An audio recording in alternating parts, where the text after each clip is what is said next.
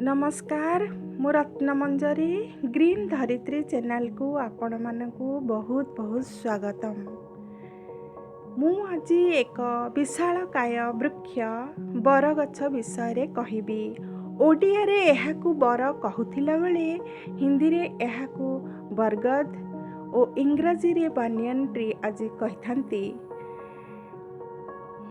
वृक्ष मानक मध्यरे सम्राट एही बरगछ साधु सन्यासी परि जटाजुट मंडित होई विशाल छत्र धारण करी एही वृक्षटी देव मंदिर, गाँर पड़िया, तीर्थस्थान, श्मशान पड़िया किंबा अन्य स्थान रे देखा जाई थाए। आमर आराध्य देवता प्रभु श्री जगन्नाथଙ୍କ मंदिर बेढ़ारे थिबा वृक्ष को कल्पवृक्ष कहंती। एही वृक्षरे गोड़ीटीए मात्र बांधिले सबु मनोवांछा पूरण हुए बोली प्रत्यह हजार हजार भक्त उक्त वृक्षरे गोड़ी बांधि थांती। एहिपरि कि बंध्या स्त्री माने एही वृक्षरे आग्रह सहकारे गोड़ी बांधि एहार कोमल ओहळ सेवन करी पुत्र संतान लाभ करिवार आग्रह नहीं आस्थांती। अस्वस्थ गछ मूले सिद्धार्थ 5 वर्ष तपस्या करिबा परे ज्ञान उदय होइथिला।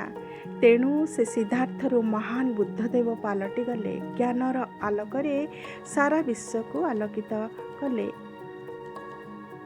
ठीक सही भली बरगछ तले संत हाड़ीबंधु दास बसी मालिका रचना करथिले एवं सारला दास मध्य महाभारत रचना करथिले।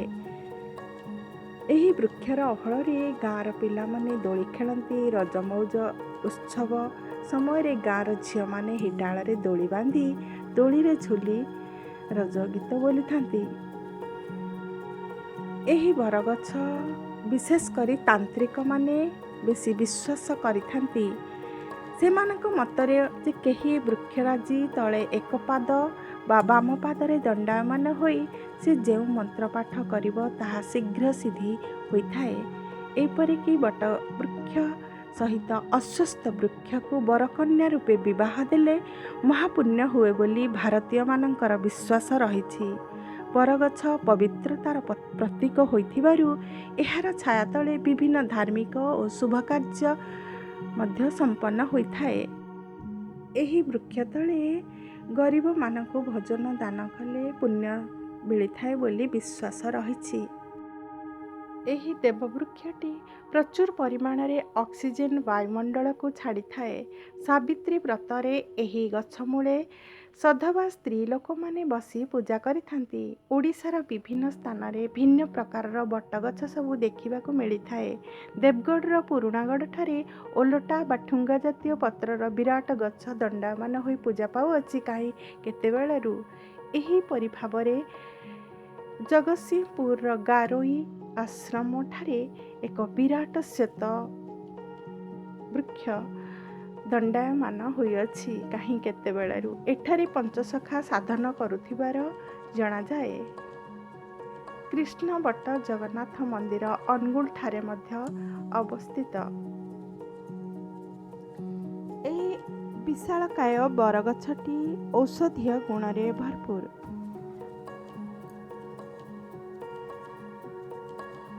बर ओहळ को नडिया तेल रे मिसाई किंबा त्रिफला गंधशुंठी गाई क्षीर रे बर ओहळ को एकत्र बाटी नडिया तेल रे मिसाई लगाइले केश बढ़िबा सहित केश कला होइथाए।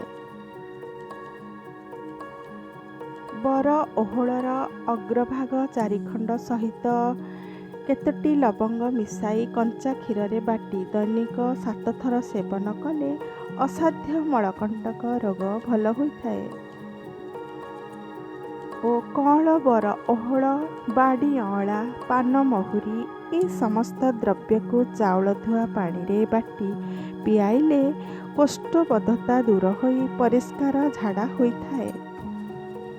बर दांत काठीरे दांत घसिले दांत मूलरू रक्त पड़िबा कम होइथाए ओ दांत हलारू मुक्ति मिलिथाए।